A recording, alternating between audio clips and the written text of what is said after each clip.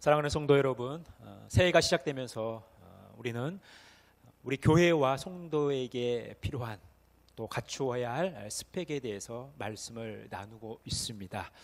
앞으로 오늘 포함해서 4주에 걸쳐서 이 스펙을 더 나누도록 하겠습니다. 첫 주에 우리는 창세기 35장에 나온 야곱과 그의 가족들 안에 일어났던 일들 속에서 하나님께서 원하시는 엘베델 교회가 갖추어야 할 스펙에 대해서 말씀을 나눈 적이 있습니다. 여러분, 그 스펙의 내용 4가지 기억하십니까? 기억하세요? 첫 번째가 무엇이었습니까? 내가 하나님을 만나는 경건의 자리가 있는가? 두 번째, 내가 의지해야 할 하나님의 약속이 있는가? 세 번째, 내가 기억해야 할 하나님이 역사하신 예가 있는가? 네 번째, 내가 순종해야 할 하나님의 명령이 있는가? 이것이 엘베델 교회가 갖춰야 할 스펙이라고 했습니다. 또 지난 시간에는 출애굽기 4장의 말씀, 하나님께서 모세를 부르시고 다시 애굽에 보내시는 그 과정 속에서 사명자가 갖춰야 할 스펙에 대해서 말씀을 나눴습니다. 첫 번째 스펙이 뭐였어요? 내가 하나님의 일을 함께하는 동역자가 있는가? 두 번째, 내가 내 삶 속에서 듣고 있는 하나님의 음성이 있는가? 세 번째, 내가 하나님으로부터 가르침을 받고 있는가? 네 번째, 하나님을 통해 나와 내 주변이 변화를 경험하고 있는가? 변화되고 있는가? 이것이 사명자가 갖춰야 할 스펙이라고 했습니다. 오늘은 세 번째, 하나님께서 사무엘을 통해 다윗에게 기름을 붓는 이 장면 속에서 하나님이 요구하시는 스펙이 무엇인지를 함께 나누어 보도록 하겠습니다. 하나님께서 사울 왕을 이스라엘의 왕으로 삼으신 것을 후회했습니다. 왜냐하면 계속해서 사울이 실책을 범하고 있거든요. 하나님의 말씀대로 행하지 않고 자기 마음대로 자기 뜻대로 하다 보니까 이 일은 사울의 실패를 가져왔고 하나님께서 그것을 후회하기까지 하시게 되었다라는 것입니다. 이 모습을 보면서 사무엘은 슬픔에 잠겨 있었습니다. 이런 사무엘에게 하나님께서 이와 같이 명령하시는 거예요. 우리 1절 말씀 같이 한 목소리로 읽겠습니다. 여호와께서 사무엘에게 이르시되 내가 이미 사울을 버려 이스라엘 왕이 되지 못하게 하였거늘 내가 그를 위하여 언제까지 슬퍼하겠느냐? 너는 뿔에 기름을 채워 가지고 가라. 내가 너를 베들레헴 사람 이새에게로 보내리니 이는 내가 그의 아들 중에서 한 왕을 보았느니라 하시는지라. 하나님께서 이제 슬픔에 잠겨 있는 사무엘을 부르십니다. 그러면서 베들레헴에 사는 이새에게로 가게 해요. 거기에서 하나님께서 왕으로 삼을 사람을 보았고 기름을 붓도록 이제 기름불에 기름을 담게끔 하나님이 명령하십니다. 그래서 사무엘은 이제 이새에게 가서 제사를 청하고 함께 하나님께서 하라고 하는 그 일들을 하는 그 장면을 오늘 본문은 우리에게 보여주고 있습니다. 여러분, 이제 왕의 후보자인 이 다윗이 하나님으로부터 기름 부음을 받는다.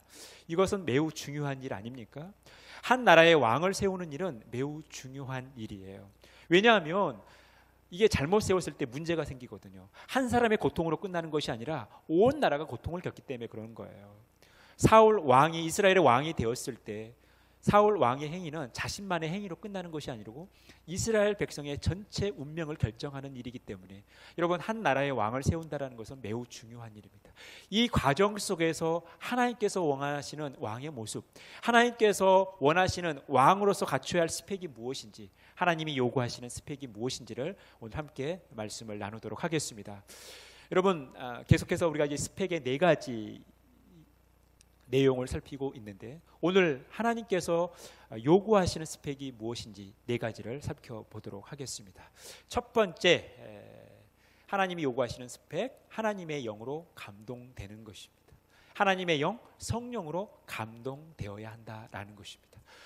사무엘상 16장 13절 말씀 같이 읽겠습니다. 사무엘이 기름 뿔병을 가져다가 그의 형제 중에서 그에게 부었더니 이날 이후로 다윗이 여호와의 영에게 크게 감동되니라. 사무엘이 떠나서 라마로 가니라. 사무엘은 이새의 막내 아들인 다윗에게 기름을 붓습니다. 그가 이제 기름 부음을 받고 나서 다윗이 어떤 일들이 그 안에 일어나냐면 여호와의 영에 크게 감동되었다라고 말씀하고 있어요. 다윗이 사무엘로부터 기름 부음을 받고 나서 그에게 일어난 일은 여호와의 영에 감동되었다. 즉 성령에 크게 감동되어지는 모습을 보게 됩니다. 여기서 말하는 감동되다라는 이 찰라으라는 이 말은 가까이 가다, 발전하다, 또 형통하다, 성취되다 이런 뜻을 가지고 있어요. 지금 여호와의 영에 크게 감동되어지는 이 다윗의 모습이 보여주는 게 뭐예요? 그가 이제 하나님께 더 가까이 갔다. 하나님께 더 가까이 가면서 그가 더 발전하게 됐다. 더 나아졌다. 그를 통해서 하나님의 일이 형통하게 되었다. 하나님의 일이 성취되어졌다라는 것을 의미하는 거예요. 이 말은 그가 이제 자신이 그동안 자신 중심의 삶이 아닌 살아온 자신 중심의 삶이 아닌 하나님 중심의 삶, 하나님께서 이끄시는 삶으로 변화되어졌다는 것을 의미하는 것이죠. 이것은 단순히 다윗 한 사람의 문제가 아니라 이제 다윗이 이스라엘의 왕이 될 텐데 이스라엘이라는 한 나라가 하나님께서 통치하시고 다스리는 신정국가로서의 진정한 면모를 갖추게 되는 그 변화의 모습을 보여주고 있다는 것입니다. 다윗이 하나님의 영 성령께 크게 감동되어졌다라는 것은 이제 성령께 이끌려가는 삶을 의미한다라는 거예요. 여러분, 사울도 성령께 크게 감동된 적이 있어요. 그런데 지속적이진 않았다라는 거예요. 그가 성령께 이끌려 살아가야 되는데 그렇지 못하고 그의 삶은 성령이 주도하는 삶이 아니라 자신이 주도하는 삶이었던 거예요. 그래서 그에게 찾아온 것은 실패였던 것이죠. 하나님의 영이 그에게 떠나는 그런 안타까운 일이 찾아왔던 거예요. 그러니 여러분, 우리가 성령께 크게 감동된다라는 것은 단순히 성령의 임재를 뛰어넘어 성령께서 이끌리시는 그 삶을 따라 살아가는 것을 의미하는 거예요. 지금 다윗에게 그러한 삶이 일어난 것입니다. 여러분, 다윗처럼 우리의 삶도 마찬가지예요. 우리 고린도후서 1장 21절에서 22절 말씀 같이 읽겠습니다. 우리를 너희와 함께 그리스도 안에서 굳건하게 하시고 우리에게 기름을 부으신 이는 하나님이시니 그가 또한 우리에게 인치시고 보증으로 우리 마음에 성령을 주셨느니라. 여러분, 우리가 예수님을 믿는다라는 것은 무엇을 의미하냐면 예수 그리스도를 통해서 하나님께서 우리를 기름 부으시는 것을 의미하는 거예요. 우리가 예수 그리스도를 믿는다라는 것은 하나님으로부터 기름 부음을 받는다라는 것이죠.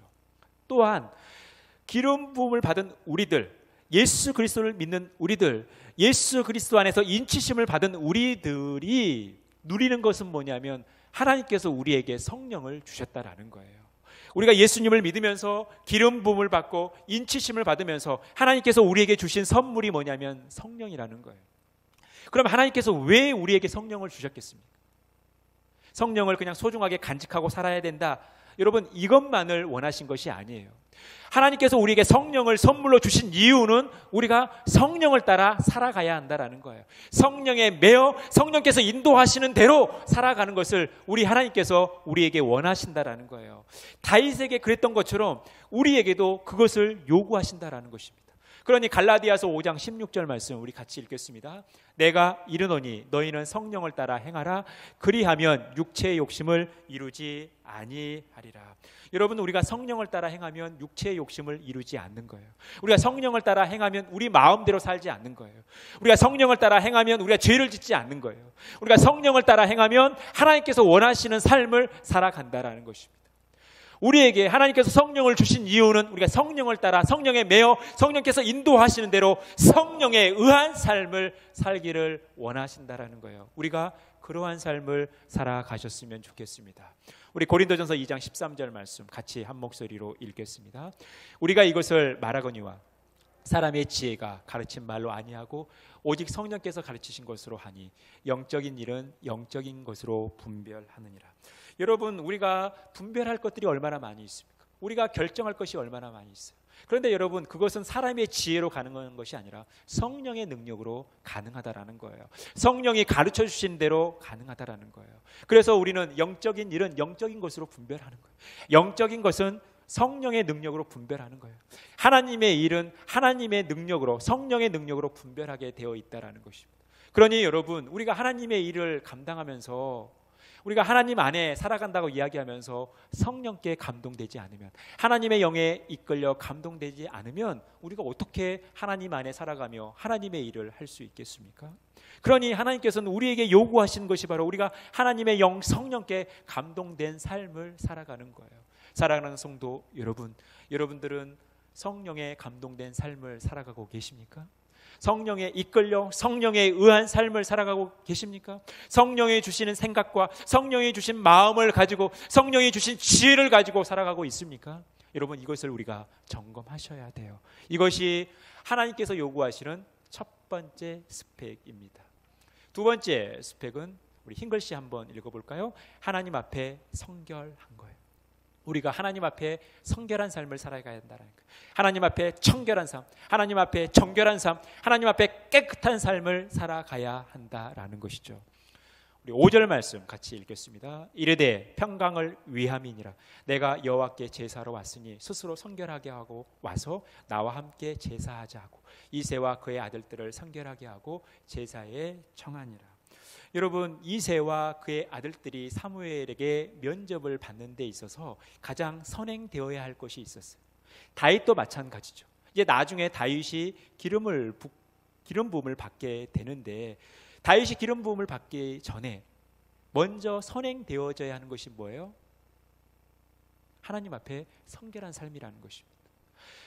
여러분, 우리가 하나님께 나아가는 데 있어서 필수적인 것이 뭐예요? 하나님 앞에 성결한 삶이에요. 하나님 앞에 깨끗한 삶이라는 것입니다. 여러분, 죄의 찌든 때를 가지고 하나님께 나아갈 수 없어요. 하나님과 죄는 어울리지 않는다라는 거예요. 죄의 더러움은 하나님과 어울리지 않기 때문에 우리가 이 죄의 찌든 때를 가지고, 이 더러움을 가지고 하나님께 나아갈 수 없는 거예요. 하나님과 동행할 수 없는 거예요. 하나님의 음성을 들을 수가 없다라는 것입니다. 그러니 여러분, 우리가 하나님의 일을 감당하는 데 있어서 청결하지 못한 모습으로 어떻게 하나님의 일을 감당할 수 있겠어요? 그러니 하나님의 백성으로서 하나님께서 일을 맡기시는 자들에게 가장 먼저 선행적으로 요구되어지는 것이 바로 이 청결한 삶, 성결한 삶이라는 것입니다. 사무엘이 이새의 아들들을 만나기 전에 먼저 선행해서 해야 할 일이 바로 그들의 성결 의식이었다라는 것입니다. 하나님이 그것을 요구하시는 거예요. 여러분, 디모데후서 2장 21절 말씀 같이 한 목소리 읽겠습니다.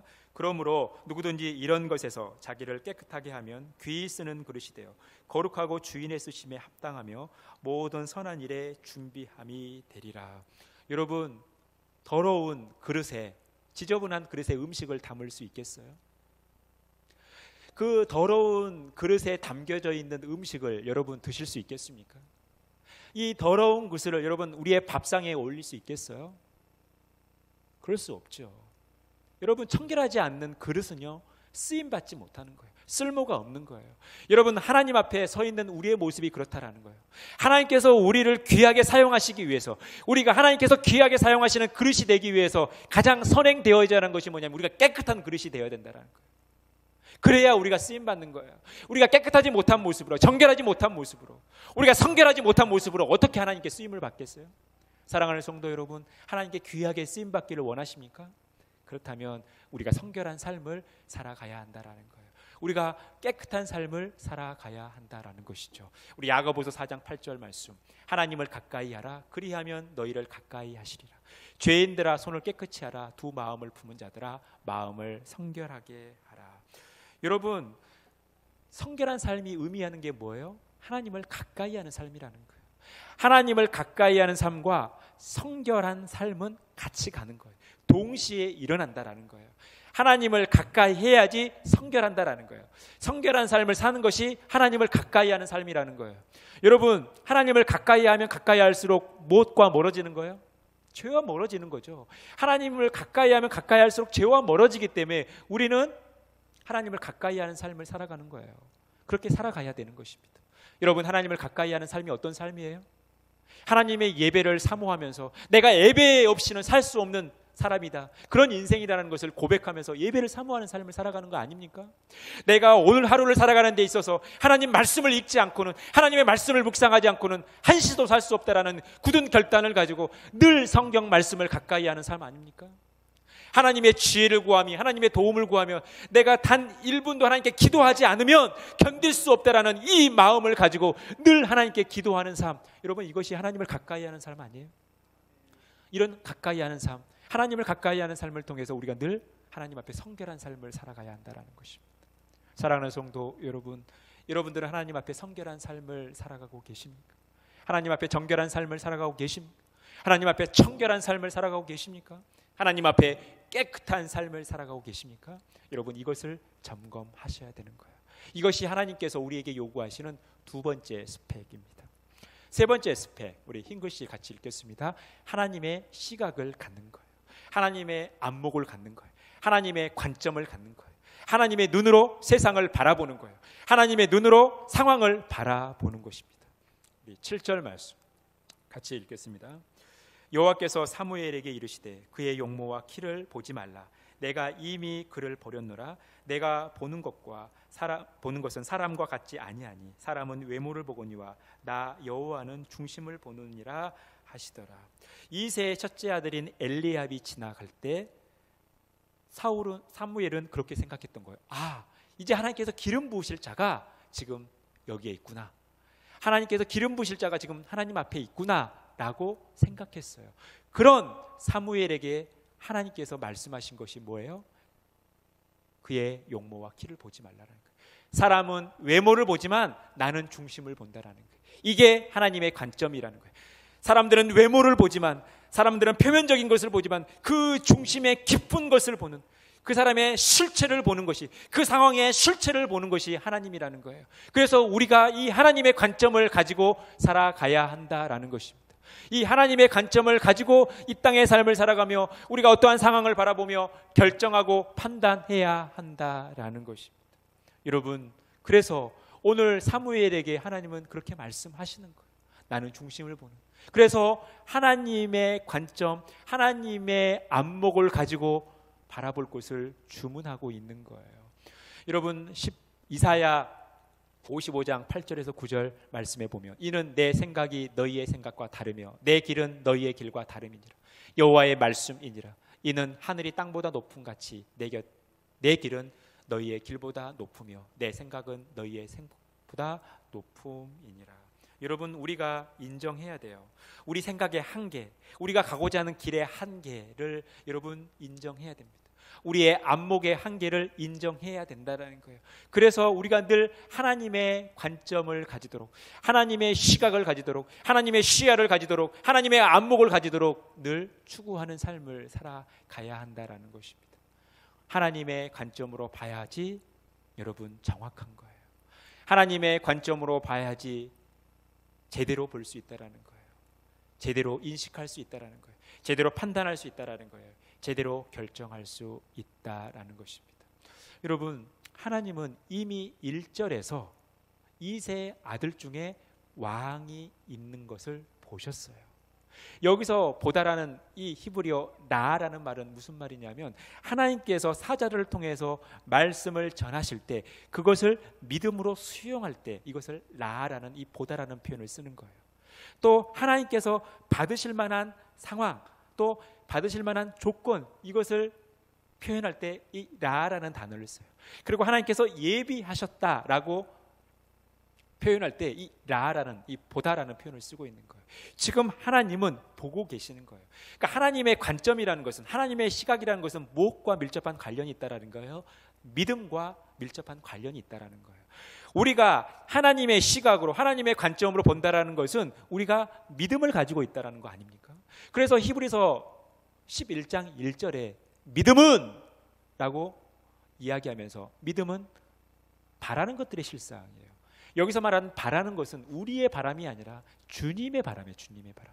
주님께서 바라는 것, 주님께서 계획하시는 것, 이 실상이 믿음이라는 거예요. 그리고 보이지 않는 것들의 증거, 우리의 육체적인 눈으로 볼 수 없는 영적인 눈으로, 영적인 안목으로 하나님의 관점으로 볼 수 있는 생생한 증거가 바로 믿음이라는 거예요. 그래서 우리가 하나님의 시각을 갖는다라고 이야기할 때는 하나님의 관점을 갖는다는 거예요. 믿음을 갖는다라는 거예요. 여러분, 이 믿음을 가지고 살아가시길 바라겠습니다. 여러분, 우리 앞에 놓인 상황을 믿음의 눈으로 바라봐야 되는 거예요. 하나님의 일을 믿음의 눈으로 바라봐야 돼요. 우리가 하나님의 일을 한다고 이야기할 때는 믿음의 눈으로 바라보면서 하나님의 일을 감당하는 거예요. 여러분, 이 은혜가 저와 여러분들 가운데 가득 넘치기를 간절히 바라겠습니다. 여러분, 제가 몇 번 말씀을 드렸지만, 여러분, 우리 앞에 놓인 상황을 볼 때, 현상을 볼 때 우리가 이 눈으로 보는 것 같지만 사실 이 눈으로 보는 것이 아니라 마음으로 보는 거예요. 마음으로. 이 눈으로 보는 것은 어찌 보면 굉장히 표면적인 거예요. 우리가 어떠한 상황을 바라볼 때 이 마음을 가지고 보는 거거든요. 그러니 여러분, 우리가 믿음의 눈을 갖는다, 우리가 하나님의 시각을 갖는다라는 것은 다른 말로 표현하면 우리 안에 하나님의 마음을 품어야 된다라는 거예요. 하나님의 마음을 품고 제대로 바라봐야 된다는 거예요. 우리가 하나님의 시각을 가지고 살아가야 한다는 것입니다. 사랑하는 성도 여러분, 여러분들은 하나님의 시각을 가지고 계십니까? 하나님의 관점을 가지고 계십니까? 여러분, 이것을 점검하셔야 돼요. 이게 우리가 갖춰야 할 세 번째 스펙입니다. 마지막 네 번째 스펙 같이 읽겠습니다. 하나님의 선택을 받는 거예요. 하나님의 선택을 받아야 된다는 것이죠. 우리가 하나님의 선택을 받고 있는가, 이것을 점검하셔야 된다는 것입니다. 우리 10절 말씀, 12절 말씀 같이 읽겠습니다. 이새가 그의 아들 7을 다 사무엘 앞으로 지나가게 하는. 사무엘이 이새에게 이르되 여호와께서 이들을 택하지 아니하셨느니라 하고, 이에 사람을 보내어 그를 데려오매 그의 빛이 붉고 눈이 빼어나고 얼굴이 아름답더라. 여호와께서 이르시되 이가 그니 일어나 기름을 부으라 하시는지라. 여러분, 이새가 엘리압 그리고 아비나답, 삼마 지나가게 하죠. 그런데 이들을 선택하지 않습니다. 하나님의 선택을 받은 사람은 누구예요? 다윗이에요. 그런데 다윗은 후보에도 못 꼈어요. 그래서 그의 형들인 7명이 다 지나갔지만 하나님은 다윗의 형들을 선택하지 않고 다윗을 선택했어요. 이것은 다윗의 특권이죠. 여러분, 다윗이 어떤 자격이 있어서, 어떤 조건이 잘 갖춰져 있어서 하나님께서 다윗을 선택하셨어요? 이것은 하나님의 주권적인 거예요. 하나님 마음이라는 거예요. 여러분, 우리가 더 좋은 학교에 진학하기 위해서 열심히 공부하고 정말 스펙을 쌓는 거예요. 우리가 좋은 회사에 취직하기 위해서 할 수 있는 모든 것들을 갖추려고 스펙을 갖추며 살아갑니다. 그런데 궁극적으로 어떤 학교에서 또 내가 일하고 해서 나를 선택해 주지 않으면 아무 의미 없는 거예요. 결국 우리는 선택을 받기 위해서 스펙을 쌓는 거 아닙니까? 우리가 선택받기 위해서 이렇게 부단히 스펙을 쌓는 거예요. 결국 선택에 달려 있는 거예요. 여러분, 그런데 우리가 선택을 받아야 되는데 누구의 선택을 받느냐가 중요한 거 아닙니까? 다윗은 하나님의 선택을 받은 거예요. 여러분, 사울, 다윗 비교했을 때 가장 큰 차이점이 뭐예요? 이 선택의 문제예요. 사울은 누가 선택했어요? 이스라엘 백성들이 선택했어요. 그런데 다윗은 누가 선택했습니까? 하나님이 선택했어요. 그러니까 그 인생이 갈리는 거예요. 그 길이 갈리는 거예요. 여러분, 우리가 선택을 받아야 되는데 우리가 과연 하나님의 선택을 받고 있는가? 내가 지금 하나님의 선택 아래에 있는가? 여러분, 이것을 점검하셔야 되는 거예요. 시편 33편 12절에 다윗은 이렇게 고백합니다. 여호와를 자기 하나님으로 삼은 나라 곧 하나님의 기업으로 선택된 백성은 복이 있도다. 하나님의 선택된 백성은 복이 있다라는 거예요. 왜냐하면 하나님이 선택한 백성은 하나님께서 굽어 살펴 주시기 때문에 그래요. 하나님이 선택한 백성은 하나님께서 다 책임져 주시기 때문에 그래요. 하나님이 선택한 백성은 그 앞길을 하나님께서 선하게 인도해 주시기 때문에 하나님의 선택된 백성은 복이 있는 거예요. 사랑하는 성도 여러분, 여러분 하나님으로부터 선택을 받으셨어요? 믿으십니까? 그렇다면 여러분들은 복되다 느껴지십니까? 여러분, 복받은 인생이라가 여러분 여겨지세요? 하나님께서 여러분들의 삶을 책임져 주심을 믿으십니까? 하나님께서 여러분들의 삶을 선하게 인도해 주시는 것을 믿습니까? 여러분, 이것이 선택받은 백성이 누린 특권인 거예요. 다윗은 하나님으로부터 선택을 받은 거예요. 궁극적으로 하나님으로부터 선택을 받았기 때문에 그가 기름 부음을 받았고 이스라엘의 2대 왕으로 등극할 수 있었던 것입니다. 여러분, 그러면 하나님께서 왜 우리를 선택하시냐는 거예요. 하나님께서 우리를 선택하신 이유가 있어요. 에베소서 1장 4절에서 6절 말씀 같이 한 목소리 읽겠습니다. 곧 창세 전에 그리스도 안에서 우리를 택하사 우리로 사랑 안에서 그 앞에 거룩하고 흠이 없게 하시려고 그 기쁘신 뜻대로 우리를 예정하사 예수 그리스도로 말미암아 자기의 아들들이 되게 하셨으니 이는 그가 사랑하시는 자 안에서 우리에게 거저주시는 바 그의 은혜의 영광을 찬송하게 하려는 것이라. 여러분, 하나님께서 우리를 선택하신 이유는 크게 두 가지. 하나는 뭐예요? 우리를 하나님 앞에서 거룩하고 흠이 없게 하시려고. 또 하나는 뭡니까? 하나님의 그 은혜와 영광을 찬송하게 하는 데 있어요. 하나님께서 우리를 선택하신 이유는 하나님 앞에 우리가 흠이 없고 거룩한 깨끗한 삶을 살게 하시기 위해 우리를 선택하셨고, 또한 그 하나님의 놀라운 은혜, 예수 그리스도 안에서 우리에게 주어진 그 놀라운 은혜와 하나님의 그 영광스러움을 찬양하는 데 있다라는 거예요. 여러분, 우리가 하나님으로부터 선택을 받았다라고 이야기할 때는 이것을 추구하며 살아가는 거예요. 날마다 하나님 앞에 거룩한 삶, 하나님 앞에 성결한 삶을 살아가는 거예요. 그리고 날마다 그 하나님의 은혜를 잊지 않고 하나님의 은혜에 감사하며 하나님의 그 영광스러움을 찬양하는 그런 삶을 살아가는 데 있다라는 것입니다. 여러분, 저와 여러분이 그러한 삶을 살아가셨으면 좋겠습니다. 날마다 하나님의 은혜 속에서 이 복된 삶을 살아가셨으면 좋겠어요. 하나님의 선택 아래에 있는 우리들이 이렇게 살아가는 것입니다. 여러분들은 하나님의 선택 아래에 있습니까?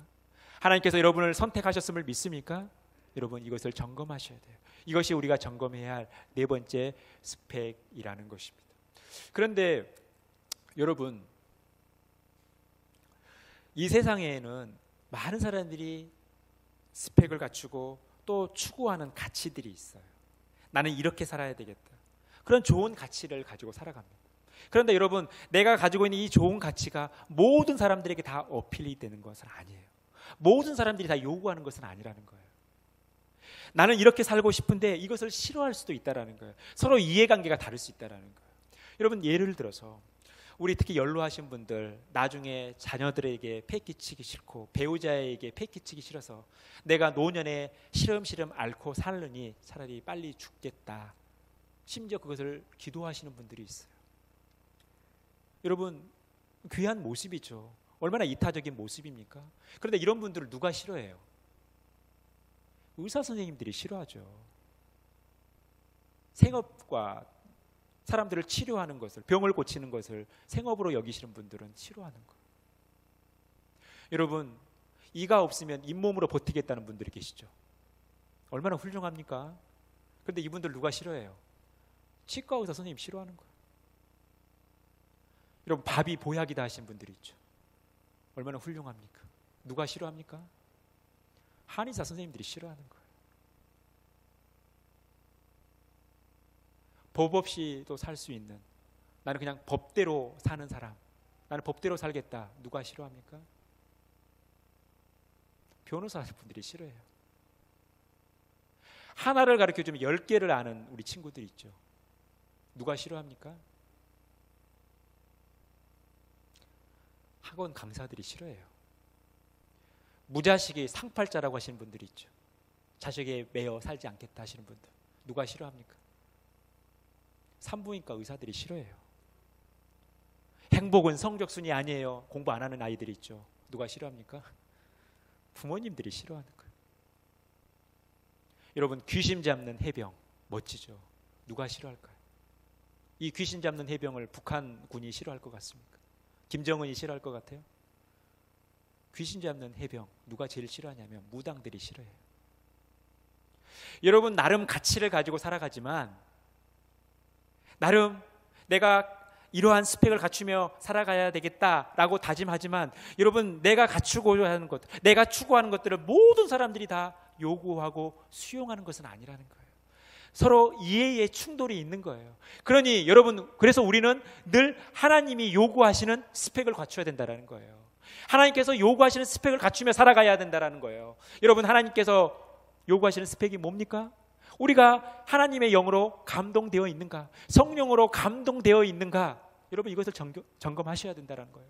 여러분, 우리가 하나님 앞에 성결한 삶을 살고 있는가, 이것을 점검하셔야 되는 거예요. 내가 하나님의 시각을 가지고 있는가, 하나님의 시각을 가지고 바라보고 있는가, 이것을 점검하셔야 한다라는 것입니다. 그리고 마지막으로 내가 하나님의 선택을 받고 있는가, 여러분 이것을 점검하셔야 돼요. 이것이 하나님이 우리에게 요구하시는 스펙입니다. 그런데 여러분, 하나님이 우리에게 요구하시는 스펙, 성령, 성결한 삶, 하나님의 시각, 하나님의 선택, 하나님께서 우리에게 요구하시는 스펙이지만 이건 우리 스스로 갖출 수 있는 스펙이 아니라는 거예요. 하나님이 주시는 스펙이라는 거예요. 하나님께서 주셔야만 갖출 수 있는 스펙이 바로 이 하나님이 요구하시는 스펙이라는 거예요. 여러분 이 스펙을 갖추며 살아가셨으면 좋겠습니다.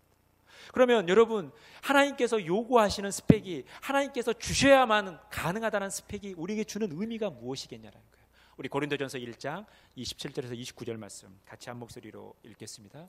그러나 하나님께서 세상에 미련한 것들을 택하사 지혜 있는 자들을 부끄럽게 하려 하시고, 세상에 약한 것들을 택하사 강한 것들을 부끄럽게 하려 하시고, 하나님께서 세상에 천한 것들과 멸시받는 것들과 없는 것들을 택하사 있는 것들을 폐하려 하시나니 이는 아무 육체도 하나님 앞에서 자랑하지 못하게 하려 하심이니라. 여러분, 하나님께서 미련한 우리들을 지혜롭게 하셨어요. 하나님은 약한 우리들을 강하게 하셨습니다. 하나님은 미천하고 천하고 멸시받는 우리들을 부요하게 하셨어요. 여러분, 왜 하나님께서 우리에게 이렇게 하셨습니까? 왜 약한 우리들을 강하게 하셨어요? 왜 연약한 우리들을 부요하게 하셨습니까? 하나님께서 우리에게 이것들을 거저 주셨기 때문에 우리 스스로 하나님 앞에서 자랑할 것이 아무것도 없다라는 거예요. 결국 우리가 자랑할 것은 뭐라는 거예요? 하나님만 자랑하며 살아가야 된다는 거예요. 하나님만 자랑하기 위해서 하나님께서 요구하시는 스펙마저도 우리에게 하나님이 거저 주신 것입니다. 여러분, 오늘 다윗은 하나님으로부터 기름 부음을 받습니다.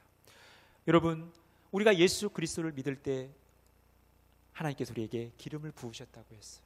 이것은 무엇이냐면, 당시 왕과 선지자와 제사장은 기름 부음을 받았습니다. 기름 부음을 받으면서 세움을 받았어요. 그래서 예수님께서 감당하신 사역, 제사장으로서, 왕으로서, 선지자로서, 이것이 그리스도의 삼중직이에요. 이것은 예수 그리스도께서 이런 스펙을 갖추셨다는 것을 의미합니다. 그런데 베드로전서 2장 9절에 보면 하나님이 우리를 향하여 뭐라고 말씀하셔요? 우리가 택하신 족속이에요. 왕 같은 제사장이라는 거예요. 거룩한 나라라는 것이죠. 또 하나님의 아름다운 덕을 선포하는 선지자 삶을 살아가는 자들이 바로 우리라는 거예요.